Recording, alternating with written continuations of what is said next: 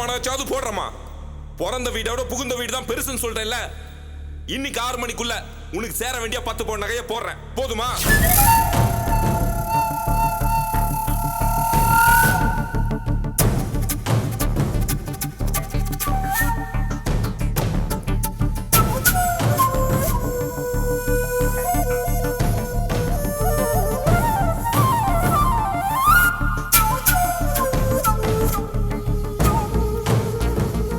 என்ன வினோத், என்ன டல்லா உட்காந்துருக்க? Any problem? ஆமாம் சார், பர்சனல் ப்ராப்ளம். முன்னாடி மேனேஜர் ஹெல்ப் பண்ணுறேன்னு சொல்லியிருந்தாரு. அப்போ எனக்கு தேவைப்படல, இப்போ எனக்கு தேவைப்படுது. வந்து பார்த்தா மேனேஜர் லீவ் போட்டு வெளியே போயிருக்காரு சார். அப்படியா?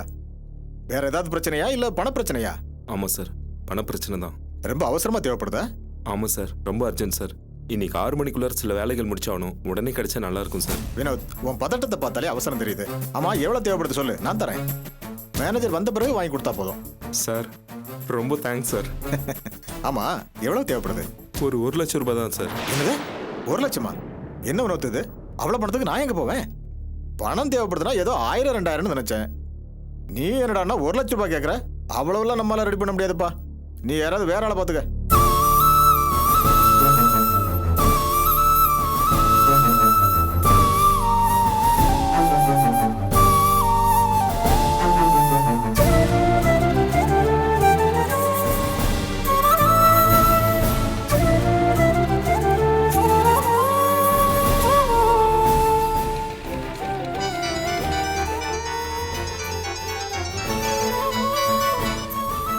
ஹலோ விஜய், நான் வினோத் பேசுகிறேன். சொல்றா வினோத், எப்படி இருக்க? இருக்கேன். ஒரு முக்கியமான விஷயம், அதுக்காக தான் ஃபோன் பண்ணேன். என்ன விஷயம்?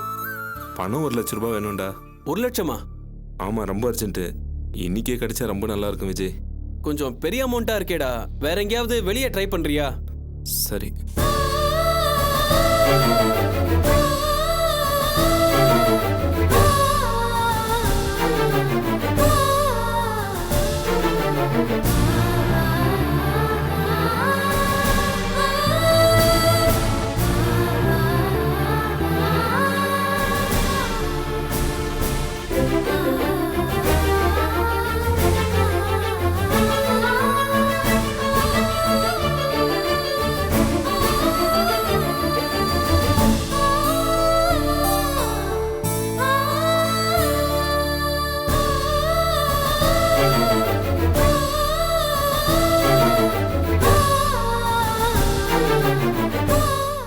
சுந்தர், வினோத் பேசுறேன்டா. சொல்லுப்பா. பணம் ஒரு 1 லட்சம் ரூபாய் வேணும்டா. ஒரு 3 மாசத்துல கொடுத்துறேன். இல்ல வினோத், நானே கொஞ்சம் டைட்ல இருக்கேன். சரி, உனக்கு தெரிஞ்ச இடத்துல ஏதாவது இருந்தா கேட்டு பாரு. வினோத், அமௌண்ட் கொஞ்சம் பெருசு. சாரி வினோத். சரிடா.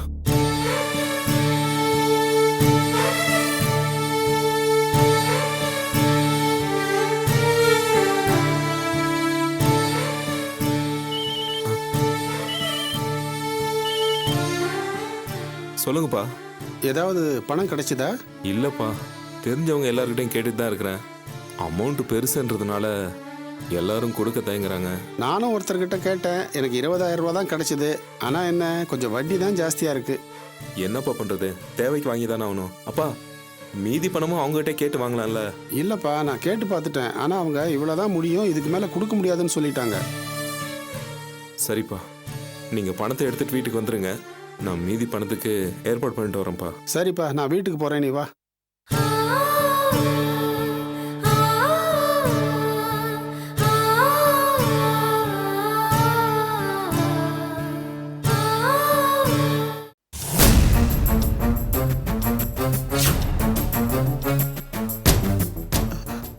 மணி 5:15 ஆயிடுச்சுங்க. 6 மணிக்குள்ள நகையை கொண்டு வரேன்னு சொன்னா என்ன இவனை காணுமே? பணம் கிடைச்சதோ இல்லையோ தெரியலேங்க.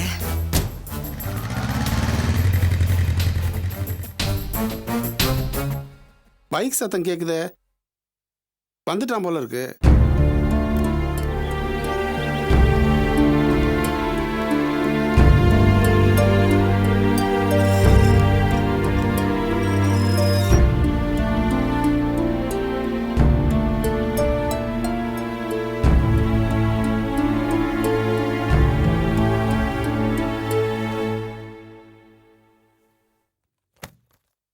என்னப்பா, பணம் கிடைச்சதா?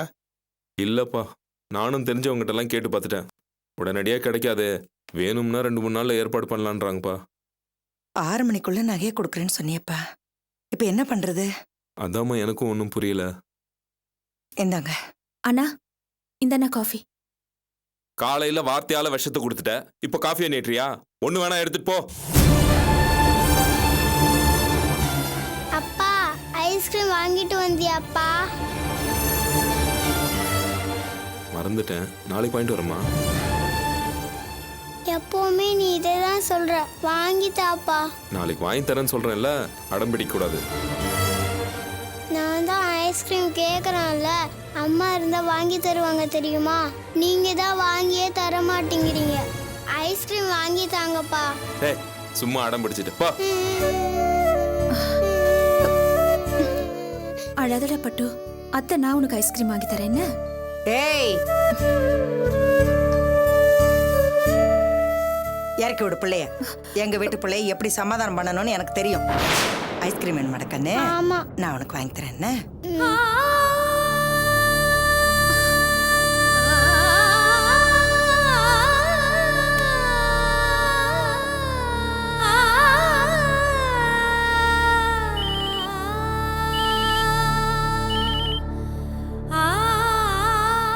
சொல்லு ஜெயந்தி, எப்படி இருக்க?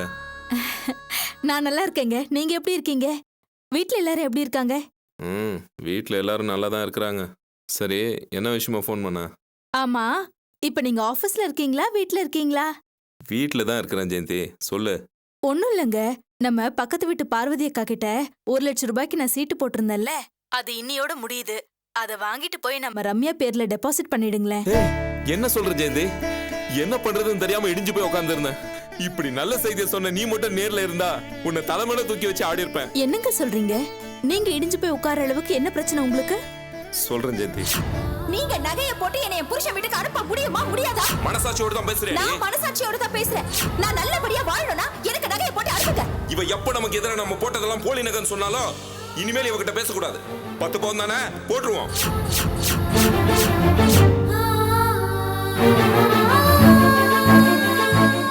இப்ப மட்டும் நீ ஃபோன் பண்ணாம இருந்திருந்தா நான் என்ன பண்ணிருப்பேன்னு எனக்கே தெரியல ஜெயந்தி.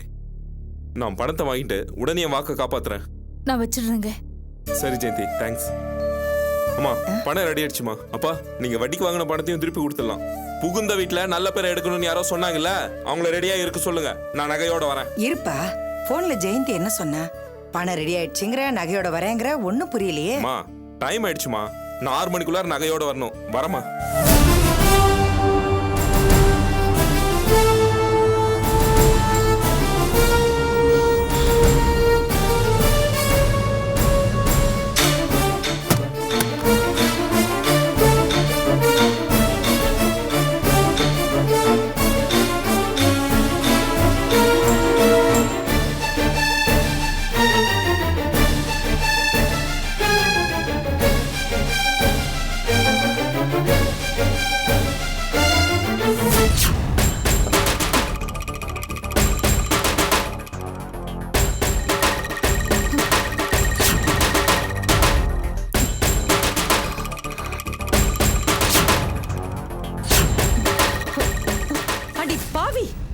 என்னடி சொல்ற?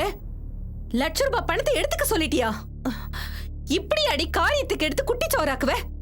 அர்ச்சனாவை வாழ வெட்டி ஆக்குறதுக்காக நானும் கவிதாவும் பல தந்திரங்களை பண்ணி எவ்வளவோ கஷ்டப்பட்டு பிரிச்சு வச்சிருக்கோம். இப்படி ஒரே போன்ல எல்லாத்தையும் கெடுத்துட்டியே. அர்ச்சனாவையும் செல்வத்தையும் பிரிச்சு வைக்கிறதுக்காக நான் இங்க கஷ்டப்பட்டுட்டு இருக்கேன். நீ என்னடனா அவங்க 2 பேரும் சேர்றதுக்காக உதவி பண்ணிட்டு இருக்க. ஏண்டி, உனக்கு என்ன பைத்தியங்கத்தையும் பிடிச்சு போச்சா என்ன? என்ன ஏமாத்திட்டுற?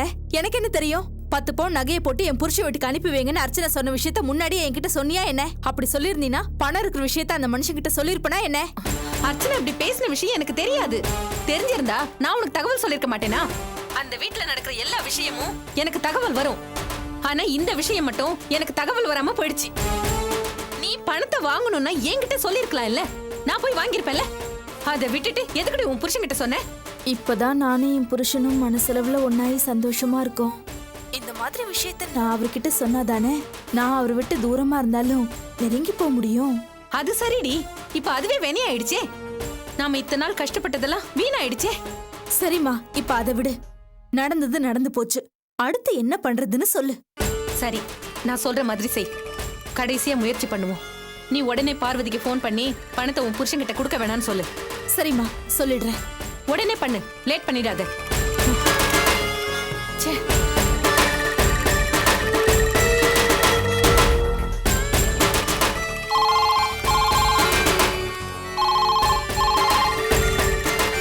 ஹலோ, அக்கா, நான் ஜெயந்தி பேசுறேன்.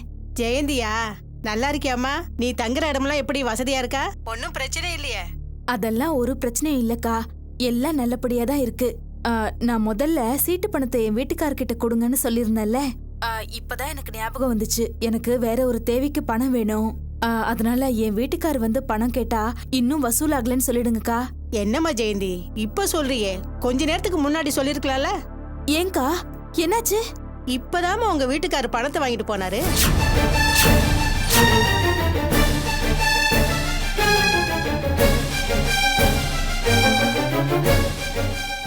என்னக்கா சொல்றீங்க?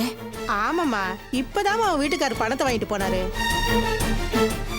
சரிக்கா, நான் போன் வச்சிடுறேன். ஆமா, இவ்வளவு பணம் உனக்கு எதுக்கு ஜெயந்தி? ஏன் உன் வீட்டுக்காரர்ட்ட கொடுக்க வேணாம்னு சொல்ற?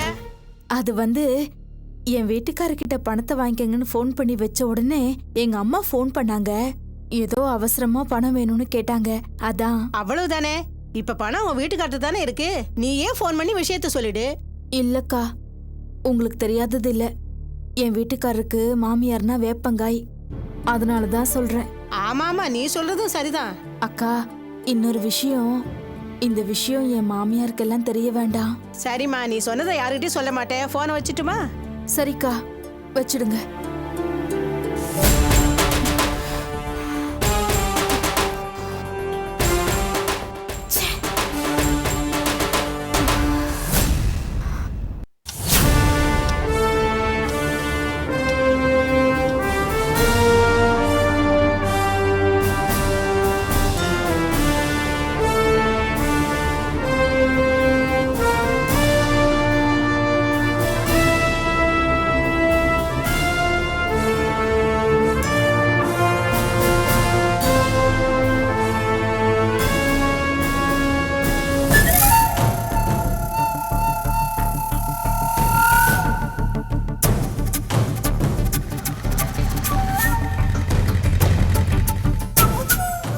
சிவகாமி, வினோத் வந்துட்டான்.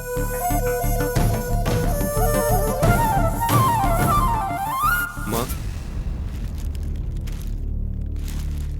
இந்தாங்கம்மா, இதுல 10 பவுன் நகை இருக்குமா?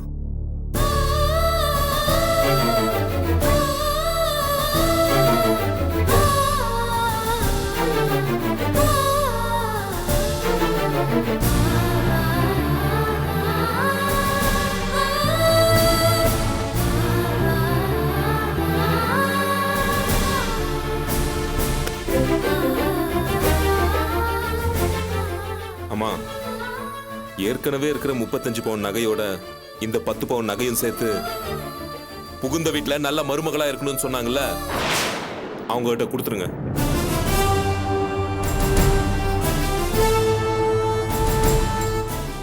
அப்பா, நான் சொன்னபடி 6 மணிக்குள்ளார நான் போட வேண்டிய நகையை போட்டேன். நீங்க இப்பவே அவளை கூட்டிட்டு போய் அந்த வீட்டுல விட்டுட்டு வந்துருங்க. வினோத், இப்போ பொழுது சாஞ்சிருச்சு.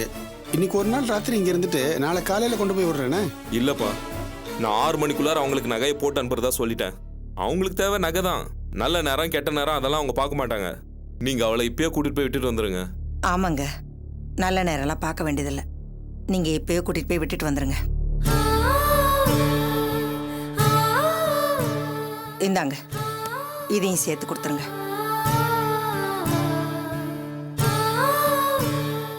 அப்பா, நீங்க பாட்டு கூட்டிட்டு போய் விட்டுட்டு வந்துடாதீங்க. உங்களுக்கு தெரிஞ்ச யாரையாவது, இல்ல அவங்களுக்கு தெரிஞ்ச நகை செய்யறவங்கள கூட்டிட்டு வந்து எல்லா நகையும் நல்ல நகைதான்னு உரசி காமிச்சு நிரூபிச்சுட்டு வாங்க. என்னப்பா சொல்ற? அப்பா, இவ தங்கத்தை மட்டும் உரசி பார்க்கலப்பா, நம்ம தரத்தையும் தானே உரசி பார்த்துட்டா. நாம போலி நகை போடுற தரங்கட்ட குடும்பம் இல்ல நிரூபிக்க வேண்டாம். அதனாலதான் சொல்றேன், எல்லா நகையும் சொக்க தங்கம் தான் நிரூபிச்சுட்டு வாங்க. அவன் சொல்றது வாஸ்தவம் தானுங்க. இல்லைன்னா இப்ப கொடுக்குற நகையில கூட 5 பவுன் போலி அது இதுன்னு மறுபடியும் பழிய போடுவாங்க. நாம எங்கெங்க போறது திரும்ப திரும்ப நகையை கொடுக்கறதுக்கு? அதனால அவன் சொல்ற மாதிரியே செஞ்சிருங்க.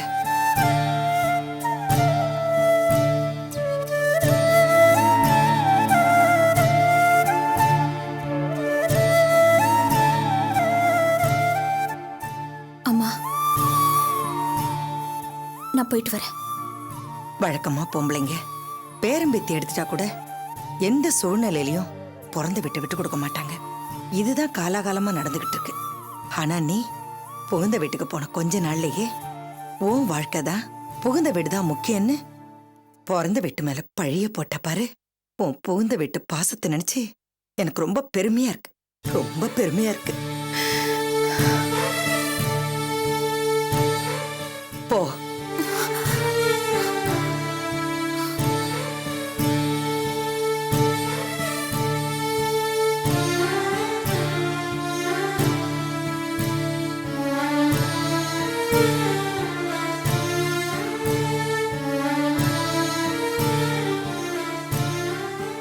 நான் போயிட்டு வரேன் பிரியா.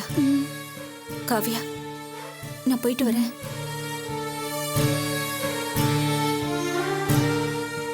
அண்ணா, நான் போயிட்டு வரேன். இனிமேல் அந்த வார்த்தையால என்ன கூப்பிடாத.